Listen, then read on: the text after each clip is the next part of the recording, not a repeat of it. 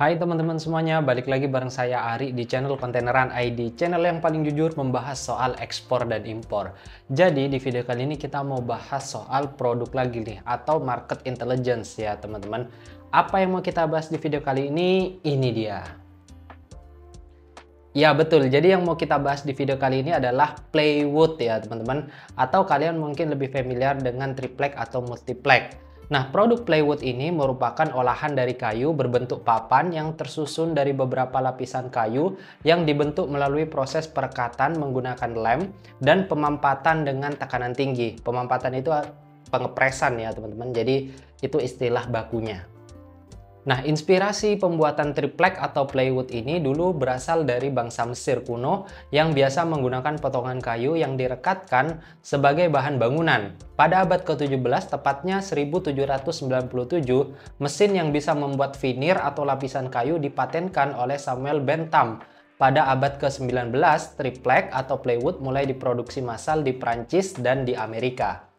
Nah, sebetulnya plywood ini memiliki banyak sekali kegunaan. Pada umumnya, kayu lapis bisa digunakan untuk keperluan seperti lantai, dinding interior dan eksterior, lemari dapur, atap, pagar, bahan perahu, panel insulasi struktural, bekisting beton, dan sebagainya.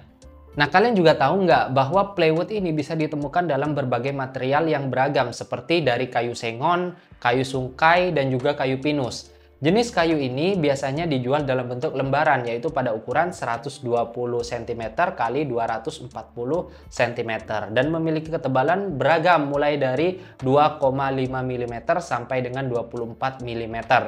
Nah, sebetulnya dalam proses pembuatan plywood itu merupakan proses atau alur yang panjang ya teman-teman. Mulai dari proses pertama yaitu log kayu besar dikupas dan dipotong-potong sesuai dengan persyaratan produksi. Proses kedua, pemotongan kayu ini dimasukkan ke dalam mesin pengiris untuk membuat lapisan tipis. Proses ketiga, lapisan kemudian dikeringkan dengan sinar matahari atau dengan mesin pengering sampai kadar air target tercapai. Ini akan memperkuat kohesi ketika mereka direkatkan pada langkah selanjutnya. Nah, proses produksi yang keempat, setelah menutupi kedua sisi masing-masing, lapisan tipis dengan lem, lapisan yang direkatkan kemudian ditumpuk. Veneer yang berdekatan ditempatkan secara horizontal 90 derajat satu sama lain. Ini akan menciptakan kohesi yang lebih kuat juga. Nah, proses yang kelima adalah setelah mendapatkan ketebalan sebagai persyaratan, veneer akan dimasukkan ke dalam hot press hidrolik. Waktu dan suhu press tergantung pada spesies kayu yang digunakan, resin yang digunakan, dan desain pressnya. Dan yang terakhir atau proses produksi yang keenam adalah mengikuti press panas, sudut dan permukaan kayu lapis dapat mengalami operasi pemangkasan dan pengamplasan. Bak kecil di permukaan kayu lapis jika ada akan diperbaiki untuk membuat produk ini menjadi lebih bagus lagi. Nah, setelah proses produksi yang begitu panjang, produk plywood kita siap untuk dipasarkan. Tapi sebelum itu kita harus mengetahui detail mengenai sebelum plywood itu dipasarkan. Plywood memiliki HS code di subbab 4412, di mana untuk menemukan 6 digit HS code-nya harus didasarkan pada spesifikasi lanjutan. Jadi teman-teman di sini kalian harus mencari minimal 6 digit HS code-nya. Nah, di mana pada subbab 4412. Silahkan dilanjutkan ya. Nah, berdasarkan data dari TradeMap, potensi terbesar plywood adalah ke negara Amerika dengan nilai impor sebesar 5 miliar US dollar atau berkisar 75 triliun rupiah.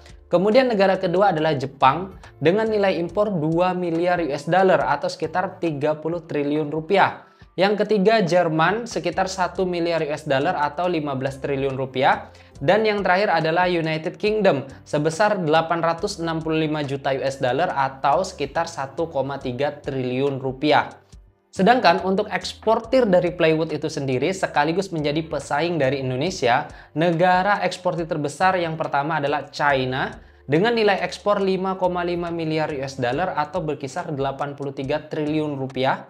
Yang kedua Indonesia 2,3 miliar US dollar atau berkisar 35 triliun rupiah.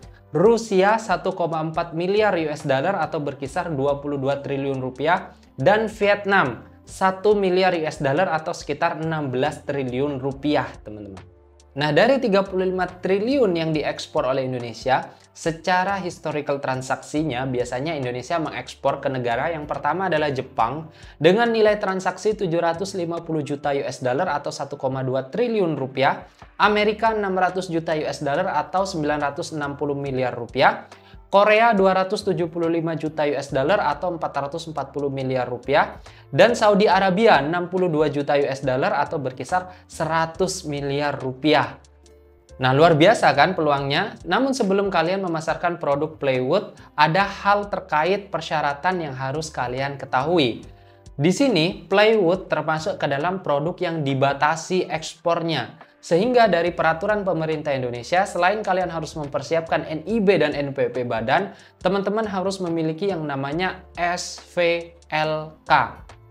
Apa itu SVLK? Bagi yang tidak tahu SVLK, singkatnya adalah sertifikasi yang menyatakan bahwa bahan baku produk yang digunakan untuk Playwood bukan dari penambangan liar atau penebangan liar atau illegal logging, teman-teman. Itu baru dari pemerintah Indonesia, belum dari pemerintah negara tujuan ekspor, teman-teman, syaratnya, atau negara buyer kita, negara importir kita. Nah, menurut informasi yang saya dapatkan untuk mengimpor Playwood, persyaratan yang biasa diminta oleh buyer itu biasanya yang pertama adalah SVLK atau fee legal ya. Yang kedua adalah ISPM 15 dan yang ketiga adalah fumigasi. Jadi di sini dipersyaratkan NIB, NPWP, SVLK. Di luar negeri dipersyaratkan fee legal, ISPM 15 dan fumigasi. Nah, kalau kita ingin ekspor produk kayu atau di sini khususnya adalah Playwood, maka dokumen-dokumen tersebut harus kita siapkan sehingga itu menjadi matching antara dokumen ekspor dan dokumen impor, itu bisa matching, teman-teman. Nah, kenapa kita masih harus tanya ke buyer sedangkan tadi sudah jelas dokumen-dokumennya? Nah, tadi kan yang saya sampaikan adalah berdasarkan informasi dari beberapa orang ya, teman-teman. Belum tentu sesuai dengan negara tujuan ekspor yang kalian tuju. Makanya kalian harus bertanya kepada buyer kalian masing-masing. Yang tahu soal import clearance itu adalah buyernya, teman-teman. Makanya di sini kalau buyernya sudah bilang sertifikasi atau dokumen yang dipersyaratkan A, B, C, D, E, maka kalian harus lakukan itu atau siapkan itu supaya proses ekspor clearance dan impor clearance-nya itu bisa lancar, teman-teman. Nah, di sini kalian pasti penasaran soal harganya juga kan? Berapa sih harga Playwood di pasar internasional? Nah, harga dari Playwood tergantung dari kualitasnya juga. Nah, kualitas dari Playwood itu dibagi menjadi banyak, teman-teman. Yang pertama ada UT Export, kemudian ada UT Better atau UB, ada BBCC, dan sebagainya, teman-teman. Jadi, harga dari Playwood itu sendiri ditentukan tergantung dari jenisnya atau kelasnya, teman-teman. Nah, perkiraannya, ini perkiraan saya saja, karena di pasar internasional itu belum saya temukan datanya, teman-teman. Cuma dari beberapa pengakuan teman-teman yang eksportir Playwood nih, harga rata-rata Playwood untuk kualitas UT Export dan UT Better itu berkisar 230 US dollar sampai 250 US dollar per meter kubik. Paham ya? Jadi ekspor itu sebetulnya gampang-gampang susah ya, teman-teman.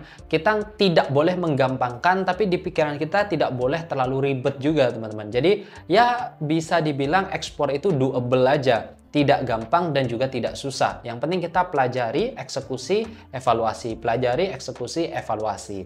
Nah, bagi teman-teman yang sudah nonton sampai akhir video kali ini, seperti biasa ada hadiah untuk kalian yaitu data buyer. Nah, berikut ini data buyer Playwood yang bisa kalian gunakan untuk di-approach atau dipromosikan produk kalian. Silahkan.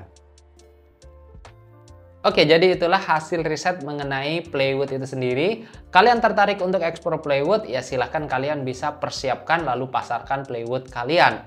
Nah, terima kasih bagi teman-teman yang sudah nonton sampai akhir video kali ini. Teman-teman bisa tulis di kolom komentar kira-kira kalian bingungnya masalah apa nih di dalam ekspor dan impor. Tapi jangan lupa untuk like, komen, dan subscribe supaya channel ini lebih berkembang lagi. Terima kasih, sampai jumpa di video berikutnya. Bye!